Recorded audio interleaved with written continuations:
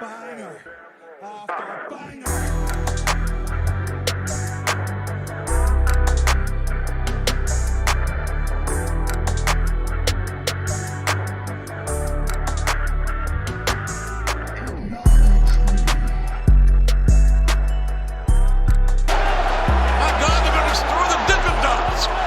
What's going on, guys? It's your boy Big Hero Chris back at you with another one. If you're new to the channel, go ahead and subscribe, give me a thumbs up, ring the notification bell, hit me up on Twitter, TikTok, the community posts. You already know the vibes, man. And I'm back at you with your WWE Crown Jewel review. And honestly, man, Crown Jewel was a fun show. It was like, what, 7 matches? They even had a pre-show match, man. And this took place in Riyadh, Saudi Arabia, man. So, yeah, there's that, you know, Saudi Arabia. We're just going to leave that alone. But as far as the overall show, man, like I said, it kicked off with the pre-show match between Sami Zayn and JD McBighead, a.k.a. JD McBlockhead, a.k.a. JD McDonagh, a.k.a. JD McDonagh. Hey, the guy that's trying to get into the Judgment Day. You know, he's trying his best. He's trying to impress Damian Priest and the gang. And, you know, gotta say it's not really working out too well for him. And this opening match was pretty fun. It was a pretty fun match. It was pretty solid. You know, Sami Zayn got a huge reaction, a big ovation. You can just see how much it's meant to him just being over in Saudi Arabia, man. And Sami Zayn actually won with the Blue Thunder Bomb. Can you believe it? Can you believe your eyes and your ears? Yes, I'm not deceiving you. I'm not lying to you. This man won with probably the least devastating move in professional wrestling, the Blue Thunder Bomb. Me personally, I couldn't believe it, but I'm happy for old Sami Zayn. And then after this, we go into the actual show itself, the kickoff, the actual show, the proper show. We kicked it off with the WWE World Heavyweight Championship match between Seth Rollins and Drew McIntyre. And the match itself was fine. I was kind of hoping that Drew would come out to Broken Dreams. He didn't. But it's all good, though. The match itself was fine. It was a solid match, man. It was a well-worked match. Seth Rollins busting out senton bombs and moonsaults and suicide dives. And Drew McIntyre, you know, just using his size and his strength, you know, and they're kicking out of each other's finishing moves like it's SmackDown in 2002. You know, Seth's kicking out of Claymores. Drew's kicking out of curb stomps. And, you know, it was a fun night. It was a fun match. Seth Rollins ultimately got the win. Now, I was kind of thinking that Drew somehow, someway would be able to pull it off, but he didn't. But after the match, Damian Priest ran out, man. He came out, he came through, and it was looking like he's going to hit the cash in, like he's going to cash in on Seth Rollins. He's going to take advantage of the whole situation. But Sami Zayn came out of nowhere, attacked Damian Priest, stole the briefcase, ran off. And the whole time I'm thinking, like, yo, Damian can still cash in, right? Because we know that you won the Money in the Bank briefcase. We know that you're the Money in the Bank briefcase holder. You have the contract. Do you really need the briefcase to win the match or to cash in? I guess you do, because Sami Zayn ran off, and Damian Priest was looking devastated. He was looking mad. So it's not looking good for the Judgment Day so far, man. I'm going to go ahead and fast forward to his match against Cody Rhodes. And he ended up losing, even though he had outside interference from the Judgment Day, Finn Baszler and Dominic, and then JD McBighead. He ran out. He was trying to help. He didn't do anything. He got chased away by Jey Uso. He had a steel chair. And Cody ended up beating Damian Priest. So, you know, the Judgment Day, two-thirds of the Judgment Day were not having a good night. That is until we get to Rhea Ripley. There was the fatal 5-way match. We had Rhea Ripley, Zoey Stark, Nia Jax, Shayna Baszler, and Raquel Rodriguez, aka Look at My Back, Watch My Back. And honestly, this was a fun match. This was a fun fatal 5-way. There was one spot during the match where you had Shayna Baszler walking in 3 different submissions at the same time. Like, she had 2 women and like ankle lock, and then she had someone else in the Kirifuda clutch. And then Zoey Stark came out of nowhere and kicked her in the face. Speaking of Zoey Stark, she hit this dive to the outside. It was like she was running up the ropes and did a dive outside, and this dive was so great. And knocked the cameraman on his ass. Then it was a pretty cool shot of that. Rhea Ripley ended up getting the win. She hit a the Riptide off the top rope. I believe Shayna Baszler had the match won, but Rhea Ripley hit the Riptide on top of Shayna Baszler. And I'm thinking she's going to pull a Roman Reigns and stack everyone on top of each other, but she didn't. She had the opportunity to do something funny, but she didn't. So, at least Rhea Ripley won. So, they have that. The real leader of the Judgment Day getting a win. Next up, we had the greatest of all time, John Cena, taking on Solo Sikoa. And the whole premise of this match was, can John Cena win, man? He hasn't won a match in, over 2,000 days. I think they said it was like 2,017 days. So John Cena, he's feeling a little bit, he's feeling bad about himself. He's feeling his confidence is a little shot. He doesn't feel like the WWE Universe will believe in him anymore if he ended up losing this match. And of course, we saw John Cena busting out the hits, the classics, the shoulder tackles, the 5-knuckle shuffles, the you can't see me's. This man even busted out a choke slam. I'm like, yo, did Hurricane Helms give him superpowers or something? I don't know. But all this was not enough to defeat Solo Sikoa. Like, John Cena spent the entire match working over Solo's thumb. Like, he was trying to neutralize his thumb so he wouldn't be able to hit the Samoan spike. But that didn't work out too well. Solo ended up hitting like 19 Samoan spikes to this man's face and throat and everything.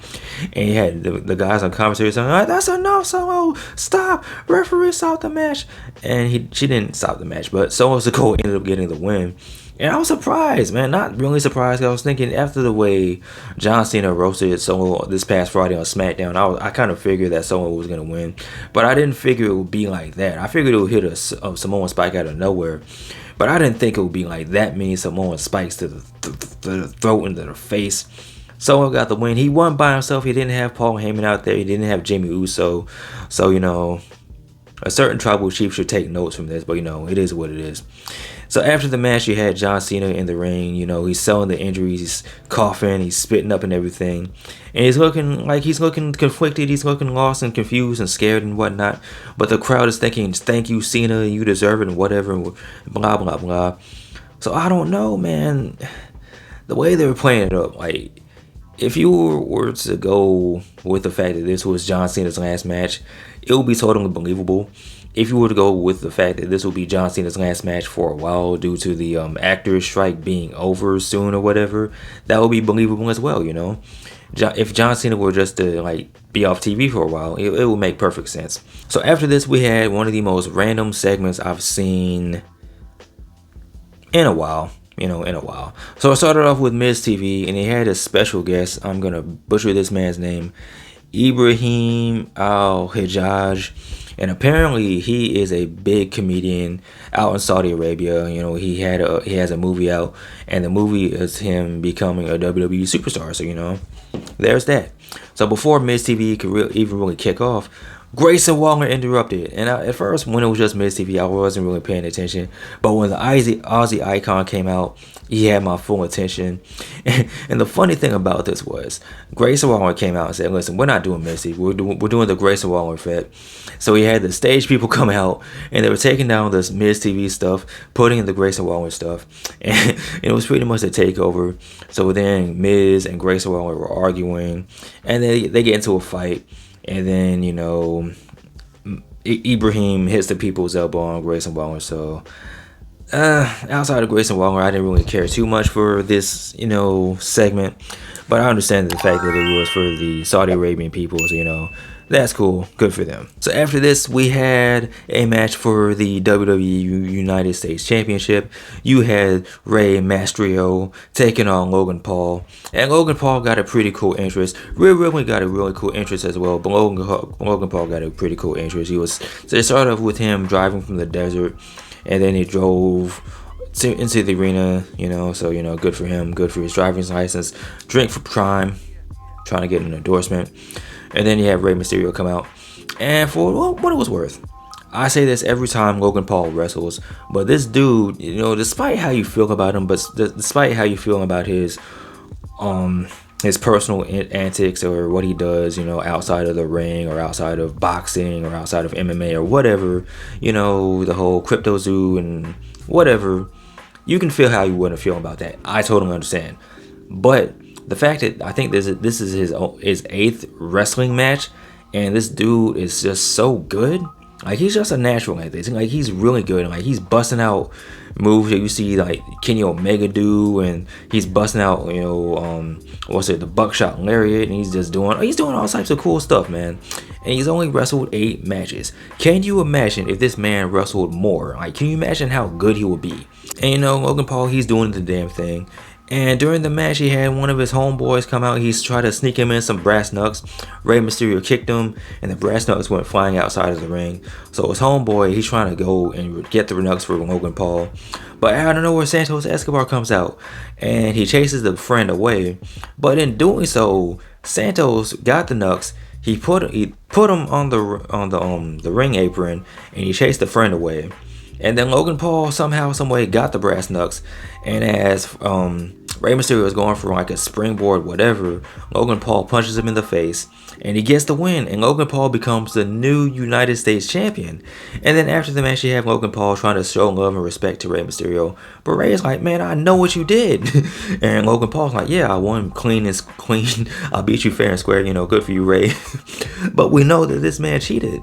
And the thing is, we don't know if it's because of, we know it's because of the brass knucks, but is it because, Santos did this on purpose, or is he like an idiot or something, or is he just like in the moment he just like placed them on the ring? We don't know. And then there was something I saw on Twitter that Selena Vega, who is a member of the LWO, was doing a live stream on Twitch, and she had this look on her face like, yo, what are you doing, Santos? Why did you do that? So could this have been an accident, or could this been revenge for Rey taking Santos' spot to get that very United States Championship? We don't know. What we do know is we have a new champion, and his name is YouTube sensation Logan Damn Paul. After this, we have for the WWE Women's Championship, we have Iyo Sky taking on Bianca Belair. And their match at Backlash was really good, and this match was also good. The only difference was the crowd at Backlash was hot. They were into the match from the beginning to the end. This crowd wasn't really into it. They weren't really giving Bianca or Iyo a whole lot. The match itself was good. You even had outside interference from Bayley, who was looking, oh my god. I'm sorry. Bayley was trying to run distraction. She was trying to run interference.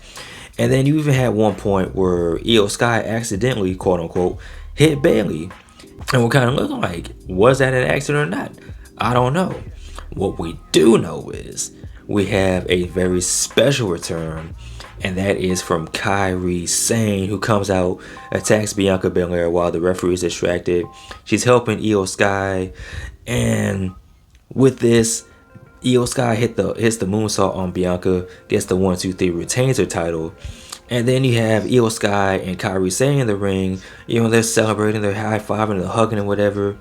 But on the outside, you have Bayley looking like she's just seen a ghost. And the reason for this is the last time we seen Kairi Sane was when Bayley attacked her, and we never seen Kairi again.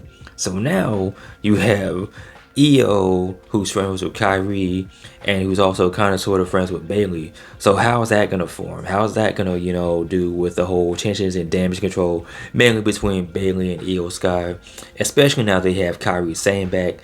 This is going to be some interesting television. It's good to see the Pirate Princess back, man. You absolutely love to see it. Speaking of something else you love to see, we have the main event. We have L.A. Knight, taking on the Tribal Chief, the head of the table, the unstoppable, the unbeatable Roman Reigns. And listen, I've seen a lot of people on Twitter saying the same thing. I understand it. When it comes to a Roman Reigns match, you already know what you're going to get.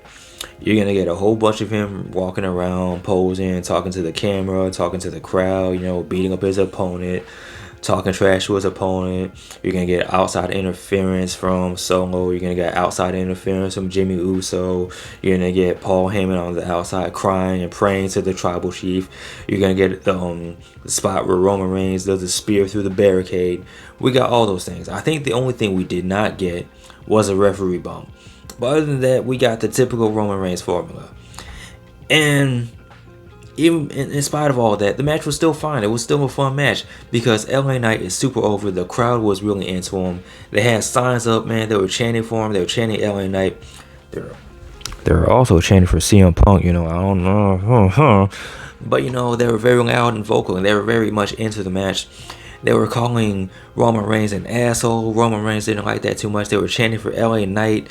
They were throwing up the ones. They were just having fun. So despite how you feel about the Roman Reigns formula, the main thing is that did you enjoy the match? Did you have fun? The live crowd had fun. I had fun because I'm a fan of both, man. I'm a fan of LA Knight. I'm a fan of Roman Reigns. But I do understand if you do feel some type of way about this match structure, about the match formula. I ain't even mad at you. Roman Reigns won. The long story short, Roman Reigns won.